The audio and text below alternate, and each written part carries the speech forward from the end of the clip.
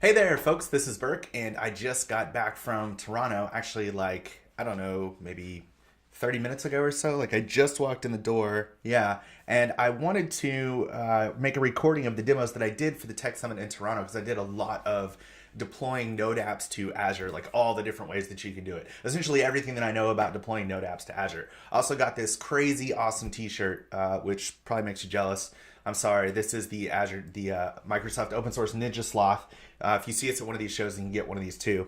So let's go ahead and take a look here at the demos that I did in Toronto this past week. And then you'll know everything that I know about deploying Node apps to Azure from Visual Studio Code. So here we go. So the first thing we're going to do is create the simplest app that we can think of. So we're going to require the HTTP module. If you're new to Node or newish to Node, HTTP module is not something that we have to install. It's just part of Node. It's there for us to use.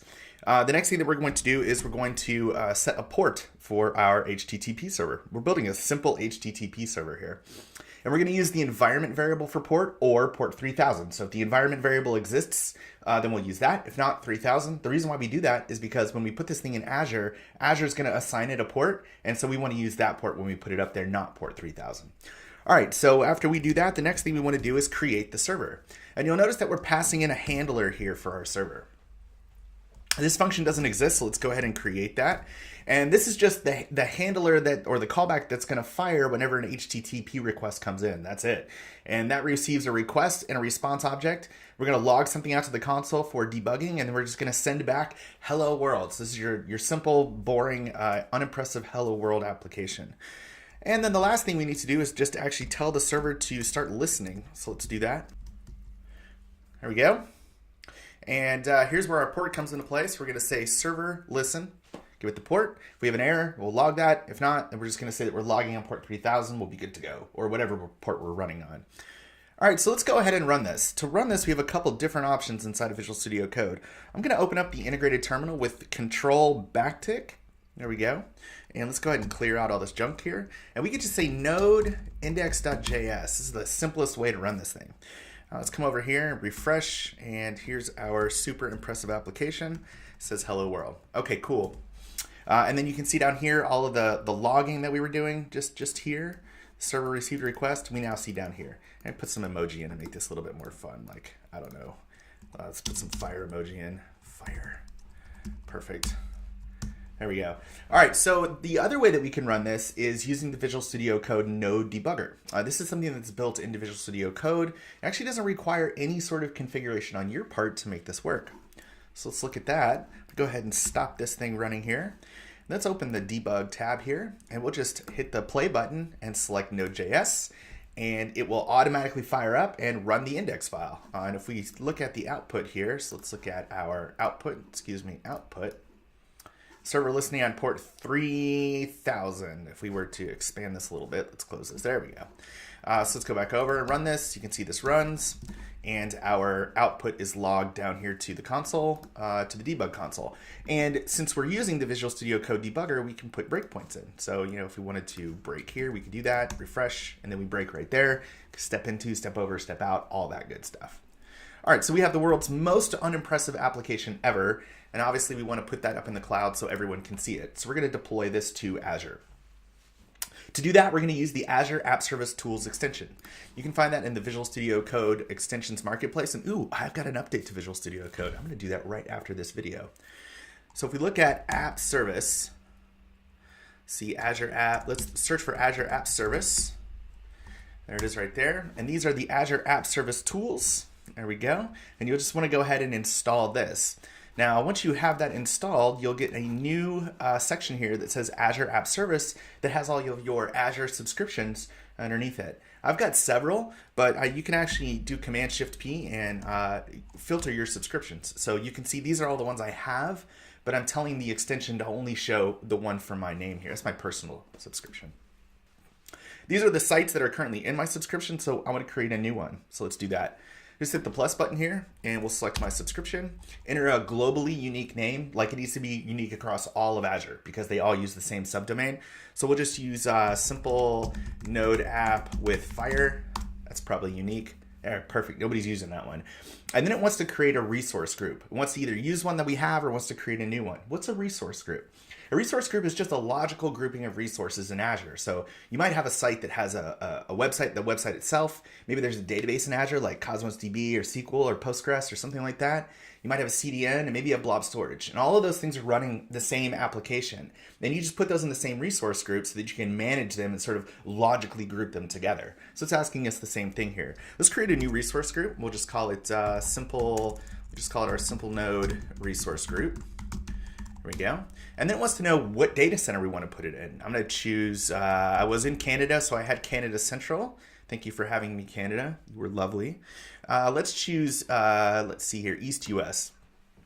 Kind of probably closer to where I am now. And then the app service plan. Well, the app service plan is what kind of server do you want? So you're not going to get a whole VM. You just get a running instance of your application, but you're still asking for resources from the server. So how many CPUs do you want? Do you want it to be Linux or Windows? Do you want, how much memory do you want? And those are defined by service plans. So we'll just create a new service plan here, and we'll just call this the simple node service plan. And by default, all service plans created with Visual Studio Code extension, app service extension are Linux. All right, these are the different tiers that we can choose from. You can find these in the docs. I'm just going to choose the S1 tier. And then it's going to ask us what version of Node we want to run. So I'm just going to pick Node 8.1 here. And it's going to go out and it's going to create our application. And we can watch that happen here in the output. You can see that it's going to create the new service plan. It's already created the resource group. When it's finished with that, it will then create the application.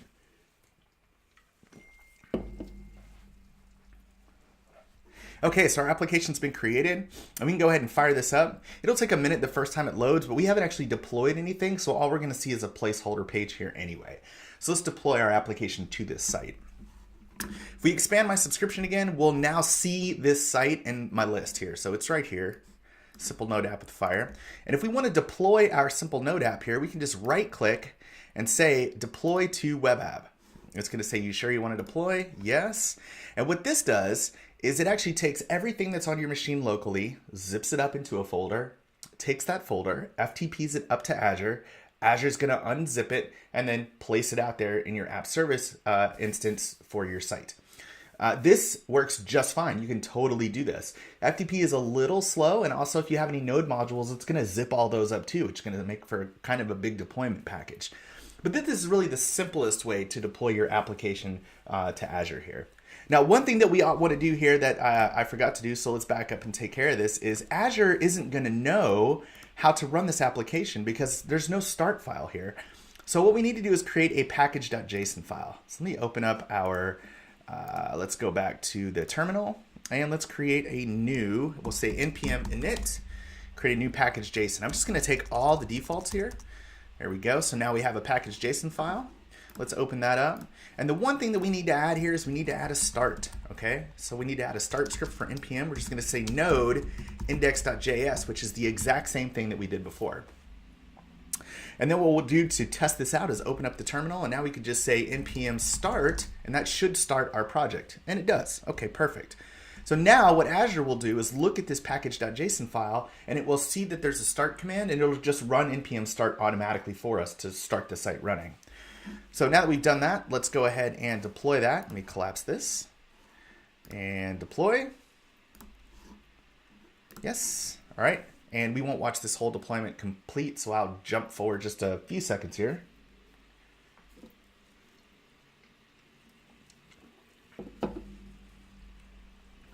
All right, that didn't take long at all. I didn't even actually have to skip ahead. So the deployment's completed.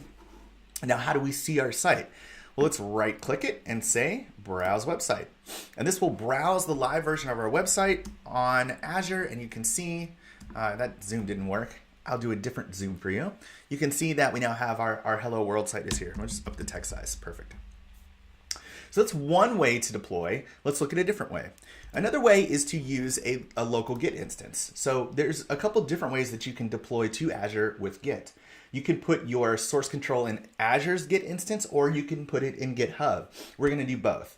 All right, so first let's start with how do we put this in Azure's Git instance.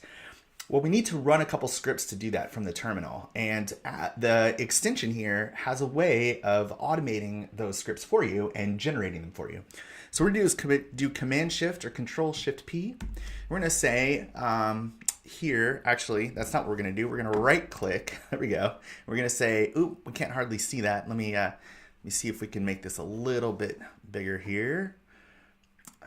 Let's see here. Let's see, we'll collapse this down. There we go. And we say generate Azure CLI script. It's going to ask us what we want to call it. We'll just call it Azure deploy script. And it's going to create a shell script for us. And there it is. Now this looks a little wordy, but it's not too bad. All of this up here are all of the things that we've already specified. The name of our resource group, the app service plan. And then it actually scripts out the creation of the site, which has already been done. Now, if you were to run this again and you already had your site created, it's fine. It's not going to hurt anything, but we don't really need these steps right here because we've already done them. So I'm just going to comment them out just like this. Now, what we do need is we do need this down here. So it says to set up deployment from a local Git repository, uncomment the following commands. So first it wants us to set our username and password. Okay, well, what username and password do you want me to use? To get those, we need to go to our site in the Azure portal. That's pretty easy to do. We can just right click and say open in portal. And this will open our site right in the Azure portal, and we can get our deployment credentials for this site. So for instance, for this site, I've already got some deployment credentials in Azure. When you have a site that's set up, you already automatically have some deployment credentials. And you can get that by coming here and just selecting deployment credentials. And you can see mine was called Toronto Rocks because Toronto does rock. You rock Toronto. Anyway, I already know the password here. I could reset it here, even change the deployment username, but I don't need to do that. But this is where you find that information for when you do this deployment. And I'm going to come here and we're just going to add these in. So we'll say Toronto Rocks and then my super secret password. All right.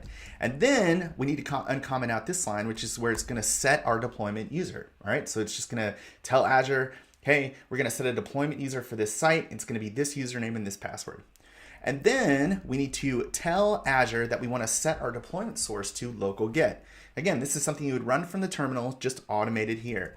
And then the last thing we would do is add a Git remote to our local Git set of Git remotes for Azure. So when we push, we have a remote called Azure that we push to, and that's pushing to Azure. Okay, so now that we have all this, we can run it. Before we do that, let me do this. I already have some Git set up on this site, so I'm just going to remove all Git configuration from my site currently. So I don't even have Git. So let's initialize. We'll just initialize a new Git repo here. Perfect. And then we'll just commit everything, right? So initial commit.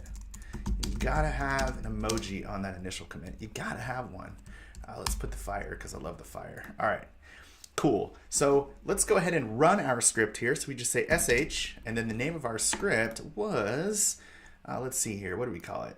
Azure deploy script. So Azure deploy script. There it is. Just use my nice terminal autocomplete. We'll run this. And this will go ahead and automate the process of configuring our Azure website for Git deployment. All right. Excellent. That's done. So if we go back over here to our source control tab and we select the ellipsis up here and select push to, we should now see, yep, there's an Azure endpoint here. So before we push to this, let's actually make a change so that we know that something happened. So we'll say hello from local Git. All right. And it's actually not local, it's Azure Git. Hello from Azure Git. And then we'll just we tweaked our message. I love this built-in GitHub integration into Visual Studio Code. Lovely. Stage that, commit it. Commit it. All right, excellent. And let's push it. So we'll push this to Azure. And it's going to ask us for our password. I'm not sure why it does this because we've already specified the password, but no problem. We'll give it to it again. And this will start our deployment here. So we can watch this in our output. All right, it's all done. So let's right click it and say browse website. And boom, hello from Azure Git. So now every time we make a change here and we check that into our Azure remote on Git, then it's automatically going to update in our website. So that's some continuous delivery that we've got going on here. Pretty nice. So, but you might have your code hosted somewhere else. A popular place is GitHub. A lot of people use GitHub, so I hear. And so let's take a look at how we can get that set up. So I'm going to go back to the Azure portal here, super duper. And I'm going to come over here and find our site. So I'm going to just go to all resources, and our site was called, I don't remember what we called it, but it had fire in it, had simple. Okay, here we are right here. Let's take a look at this. And let's go to deployment options here. And when we go to deployment options, you'll see that we already have some deployment set up. So this is our local Git repository that we were setting up, or our Azure Git repository. So it's already connected here. In order to set up a different one to pull from GitHub, we need to disconnect the current one.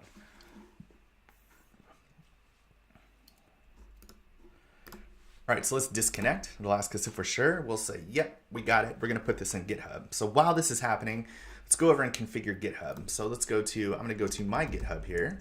So GitHub, there we go. Let's go to repos, and let's do a new repo, and we'll just call it, come on, GitHub, catch up. Here we go. All right, simple node app, perfect. We don't need a description. I'm not going to add a git ignore, anything like that. We'll just create the repository. Awesome. Let's grab our endpoint here. Let's come back to our application, and we would do, oh, here we are. Let's go to our Git here. We need to add another remote, so let's go to our terminal. We'll just say git remote add origin, and then the path to that remote. Hit enter. Okay, it's there. So now if we make a change, we could say hello from GitHub, like this. And then let's go ahead and push this. New message. Take this, there we go. And then we can just say push to. And now we have an origin, which is GitHub. So we'll just select that, and then let's go ahead and push this up to GitHub. Let me make sure that happened by looking at our Git output here. Okay, let's refresh this page, make sure our deployment worked, and it did. Here's all our code. And now we just need to get Azure to pull from GitHub. Let's go back here to our setup deployment. So let's do deployment options. And now when we go to deployment options, nothing is configured because we disconnected. So we'll choose configured required settings. Let's grab GitHub here. Here we go. And then it's going to go out and it's going to ask GitHub for all of the repositories that I might have access to, so that it can automatically fill out some dropdowns for us. This takes a couple of seconds the first time you do it if you have a lot of repositories or access to a lot of stuff like I do. I have access to a lot of repositories. I don't use most of them, but I have access to them. All right, so my organization, just my personal one here, that works. Simple node app, that's the one we just created. And then we'll just say okay. And that's it. That's all you have to do to set up a deployment source from GitHub to Azure. So this will set up this deployment source. And if we come back over here now and click on deployment options, what we'll see here is our old deployment options, but this will update in just a minute with the new GitHub deployment options, and we'll have a GitHub deploy. All right, so there we go. It came across and it's active. So let's go ahead and take a look here. We'll refresh. And hello from GitHub. So now every time we make a change, things are just updated. So it's really nice. So far we've done an FTP, we've done deploying to Git in Azure, and we've done deploying to GitHub. Let's take a look at some of the other things that we can do from the Visual Studio Code extension. Let's go back over here to our site, and one of the things that we can do is manage application settings. So remember we talked about that port variable early on, the process.env, those are environment variables. We can set those right here in our application settings. So let's say let's add a new setting, and let's just say our setting is connection string, okay? Maybe we have some sort of database and it's like MongoDB // super secret at username with a key, I don't know, port number, whatever the Mongo connection string is, okay? This is something that we don't want to hard code in the application, so we put it in an environment variable.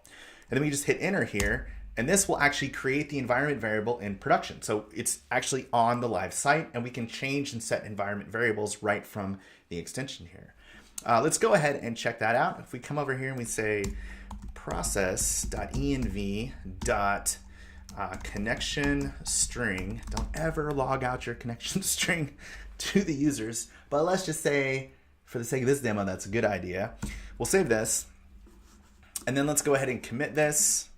Let's see, show everyone all the secrets. All right, perfect. Stage this, commit it, push it. Oops, sorry, I forgot to choose which one to push to. Push to GitHub. There we go. All right, so this has been pushed up, this environment variable. Another thing that we can do here that's really interesting is we can actually look at our logs here as well. So if I right click this and say view streaming logs, it's gonna say, do you wanna restart the site and enable log streaming? And we're gonna say, yeah, that's what we wanna do. So we'll go ahead and restart the site and then enable the log streaming, which we've done here. And then I've noticed, for me at least, the first time I do it, I have to do it a second time. So I'll just right click in it again and say connect to the streaming logs. And then let's go over to our site here and refresh. All right, and there we are. You can see that our environment variable is being shown here. And again, we can change this. We can change this from right here. We can change this back to, I don't know, hello world, hit enter. And then in just a second, it takes a second for this to propagate up through Azure and then back through. But we'll see this switch over to hello world. There we go. So that's a nice thing we can do there with managing our environment variables. And in the meantime, down here, we're getting all of our logs here in the stream. So let's take a look at right here, this console.log server request received. Let's look at our streaming logs. There we go. And now you can see, here's our streaming logs, which we're doing right here. If we come back out and hit enter, refresh a bunch more times, we should see a bunch more of these things show up in the log stream. There we go. And our log messages are coming through on the streaming logs. So that's a really nice way to troubleshoot your application. Sometimes cloud deployment can be a bit of a black box because you can't see the logs, but with the Visual Studio Code extension for Azure App Service, you can just stream it right inside of your editor, which is wonderful. All right, so we've looked at some traditional forms of deployment. Now I want to talk about containers. One of the things that Azure is really, really good at is Docker and Kubernetes. So we're not going to talk about Kubernetes, but we are going to talk about Docker and containers and deploying an app to a container. So before we do that, I want to make this application a little bit more complex. So let's come up here and actually do something that we would do in a normal Node app, like add a dependency on an NPM package. All right, so in our case, we're gonna use a package called Figlet, which creates ASCII art. So just do npm install Figlet, here we go, and we'll save it, okay? And then we're gonna use it. So we'll just say const Figlet equals require Figlet. There we go. And then we're just gonna add in a method to use the Figlet to take hello world and transition that to, or turn that into ASCII art. And then we're gonna send that back, but instead of console log, let's do res.end, and we'll send this back as our response to the HTTP request. All right, perfect. So let's just run this and see actually what this looks like, make sure it's working locally. So just run it in Node. And then we'll come back over and localhost. And now we have hello world. It's a nice ASCII art. Cool package if you want to use that. Free tip for you, that's for free. Okay, now that we've got this working, let's create a Docker container.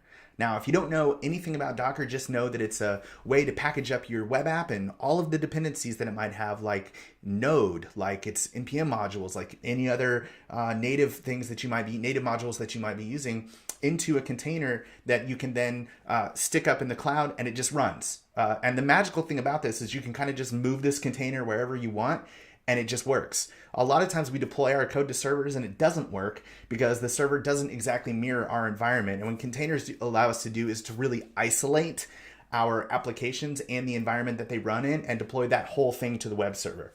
It's a fantastic technology. So if you don't know a lot about it, just know this. You need a Docker file and you need the Docker daemon running locally on your machine for this to work. So install Docker Community Edition, that's free. And then the other thing you're gonna wanna do is install the Docker extension for Visual Studio Code, which you can find right here. Now, once you have this installed, you actually don't have to create your own Docker file. Visual Studio Code will do that for you. So we can say, let's stop this here. And we'll just say Command-Shift-P, and we'll say Docker, add Docker files to workspace. And we'll say we're using Node.js, it runs on port 3000, and it will go ahead and create the Docker files that we need. Now it creates this Docker file here, which is what to use to actually build the image. And then there's two others. There's a compose debug. Let me move this out. And there's a regular compose. And what the compose files do is they allow you to run a set of tasks before you actually build the image.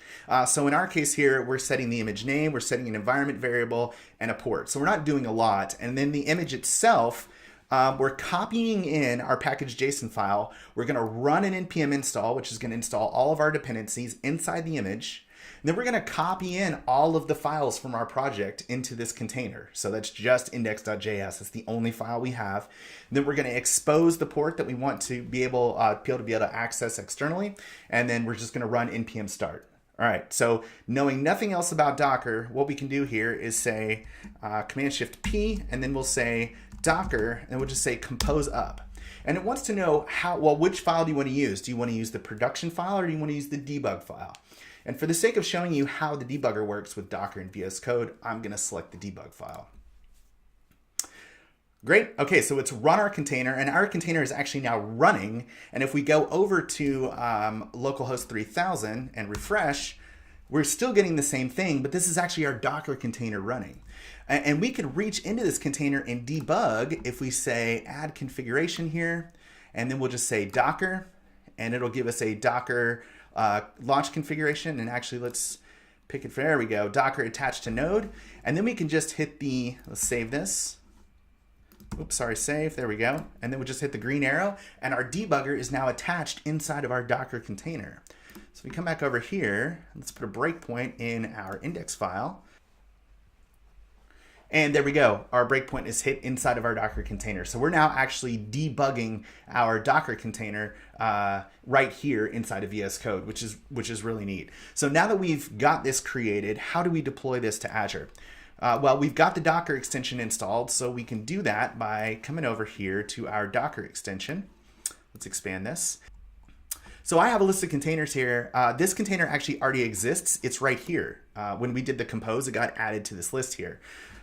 Now, so we can go ahead and deploy this out. So let's right click this and say, let's tag this image, okay? So I'm gonna tag it, and I have Visual Studio Code set up to automatically tag mine with my Azure Container Registry, which is my private registry, then my name, and then the name of the app, and then I always use the latest tag. So we always deploy latest. Latest will always have the latest version of the application.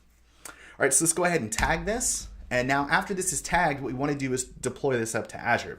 So we can do that by right-clicking here and saying push, and this will automatically get pushed up to my Azure Container Registry. Oops, and it's telling me authentication required. Let's do that. I have a script to log me in here. It's just a very simple ACR login with my name. Cool. And then I'm going to do Command-Shift-Quote, and that's going to log me in. All right, excellent. I've logged in. Let's try that push one more time.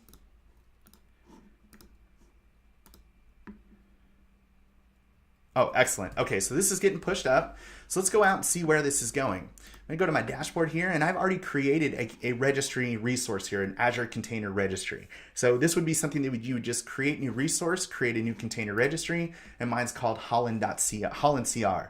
And then when you push, it's just the name of your registry, just hollandcr.azurecr.io.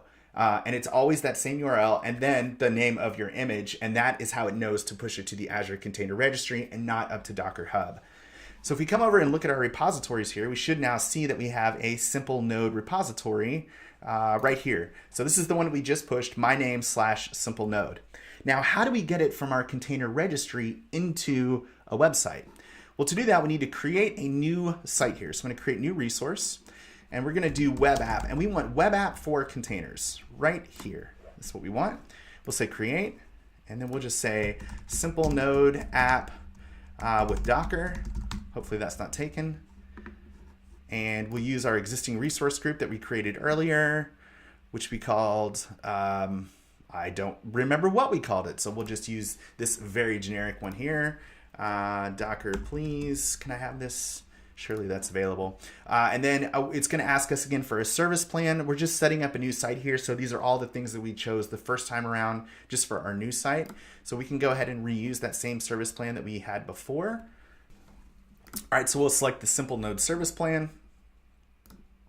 We'll use an existing group here. And then it wants to know what container to use. So we're going to say Azure Container Registry. We're going to look for my registry, and then simple node, and then tag is latest. Okay. Go ahead and pin it to our dashboard. Why not? Click create. All right. And this will create our site, and it will automatically pull in our container from the Azure Container Registry and deploy that to our Azure App Service instance. This is a very, very nice way to deploy applications. If you haven't worked with Docker before, it is quite an amazing tool. All right, so while this is deploying here, it should be up in just a second. Let's go back over and make a change to our application. So in this case, yeah, we don't want to save this. Let's cancel out of this. Let's collapse this. So in this case, let's do, instead of hello world, let's do Docker is amaze. All right. And now we want to go ahead and rebuild our image and deploy this. So before we do that, let's come back here, and we're all created now. So we can go ahead and launch this, and our website should launch. The first time we do it, our Azure container has to get fired up. So this takes a couple seconds. Okay, and we're live with our app on Azure. All right, so how do we get our change into Azure? Well, we need to rebuild the container. So let's do Command-Shift-P. Let's go for build, Docker build image. And then it's going to ask us which Docker file to use. We've only got one. And then remember, we always tag this thing as hollandcr.azurecr.io/Berg/simple node, and the tag is latest. And we'll go ahead and hit enter, and that will actually update this image right here, this hollandcr.azurecr.io. So it's gone ahead and done that. It moves to the top of the list. Let's right click it and say push. And this will push it up to Azure Container Registry again. But if we come back here and we refresh, this doesn't actually change. And that's because we need to turn on sort of the continuous deployment here. So let's come back to our dashboard for this application. We're going to go down to Docker Container right here. And we're going to select continuous deployment on, click save. All right, that's going to set up our continuous deployment. And if we come back over here to our Azure Container Registry, let's come back to our dashboard here, to our Container Registry, beautiful. And then inside of that, let's go to webhooks. And in the webhooks, you can see any of the webhooks that we have set up for our applications. So in this case, this is the webhook that just got set up. So what this basically says is anytime we push a new version of latest to the Container Registry, go ahead and push it into our application and app service as well. So let's go ahead back to our app service instance here. There we go. Open it up. And you can see that our change has been pushed. And now anytime we make a change at all, so if we were to come back and say Docker is amazing, there we go. And then let's go ahead and compose again. We can use Docker compose. There we go. And then let's go ahead and tag it. All right, there we go. And then we'll push it.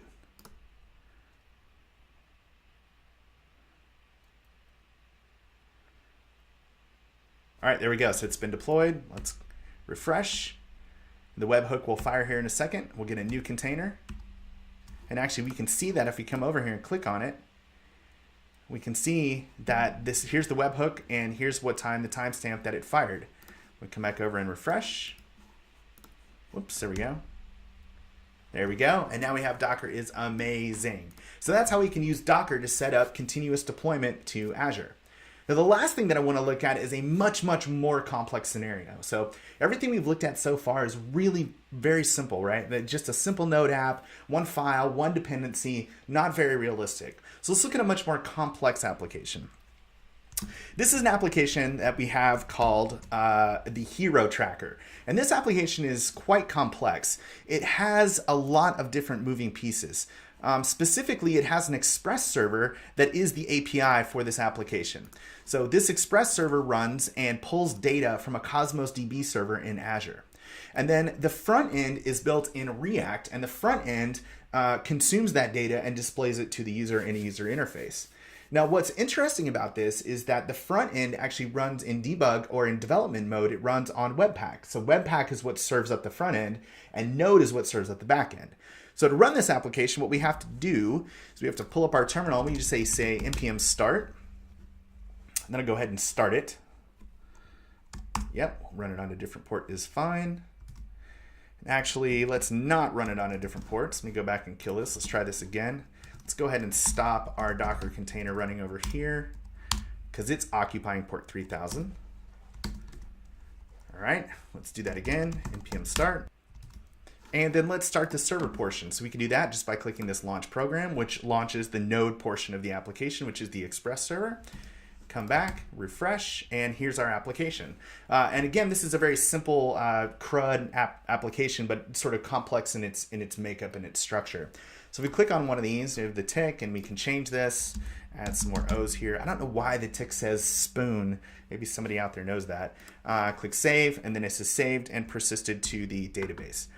Now, again, we're using Cosmos DB here, which is a database solution from Azure that's multi-model, multi-schema, and globally scalable. So I'm using it in a true NoSQL fashion with the MongoDB API. And there is an extension, let's go ahead and hide some of these, for Cosmos DB.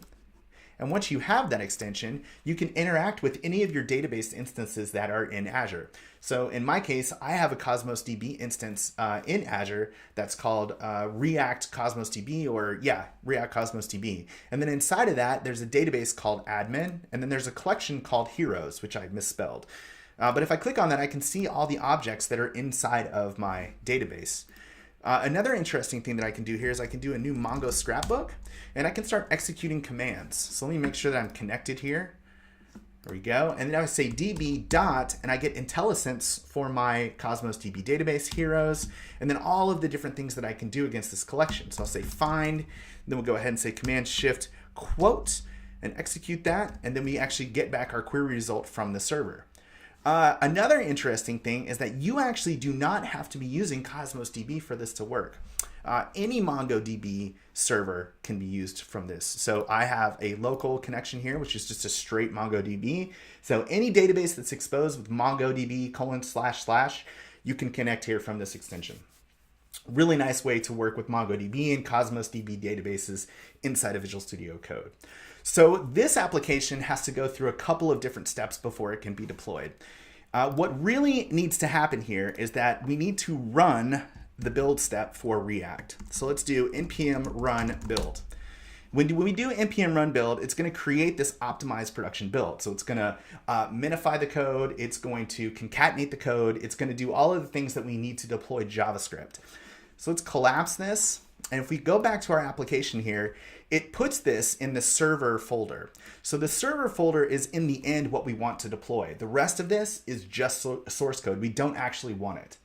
So inside the server folder, there's now a build folder, which contains the front end and then all of our backend resources here that's actually the API. So we want to deploy just the server folder. So what we really need to do is, in order to deploy this, whenever a change happens, we have to run a build, and then we have to build an image, a Docker image, just on this. How do we do that? Well, in order to do that, we're going to use something called Visual Studio Team Services. Now, there's a lot of different build tools out there. I'm using Visual Studio Team Services. You can use, a lot of people use Jenkins. There's Travis. There's some others. You can use those as well. So let's take a look at Visual Studio Team Services here.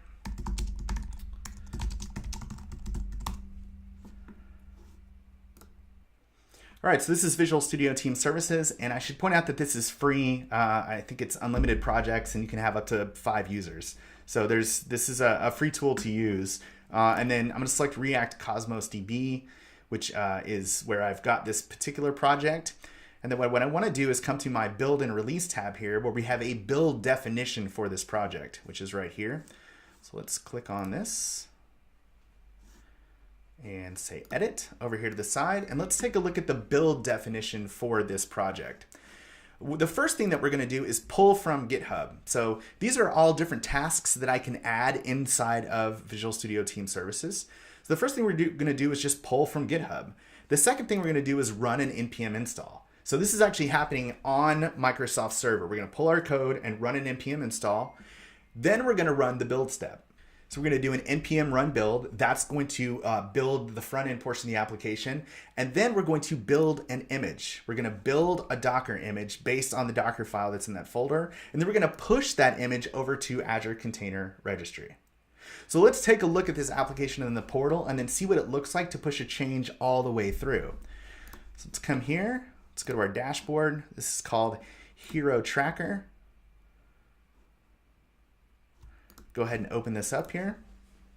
So here's our Hero Tracker, and this is running live here. And what we want to do is push a change up here and see how the code flows from Visual Studio Code into GitHub, into Team Services where it's built, a container is created, and then all of that's pushed into Azure. Let's go back and make a change here. Let's pull up our app.js file, and we'll take out our Canadian flag. We love you. I love you, Canada. Let's put back in the American flag since I'm back home.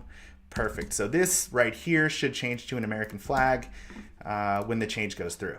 So let's go ahead and push that. I'm just going to select this, stage it, say back home. Go ahead and commit that, and then let's push it to GitHub.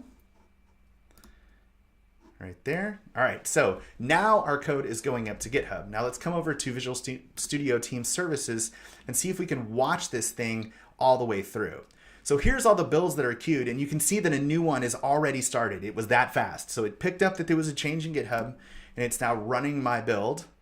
So what it's doing right now is it's waiting for an available agent. It's got one. And now we can watch it go through and we can do everything that needs to be done to build this application. So it's going to run through all of the steps. My build is now completely automated inside of Visual Studio Team Services.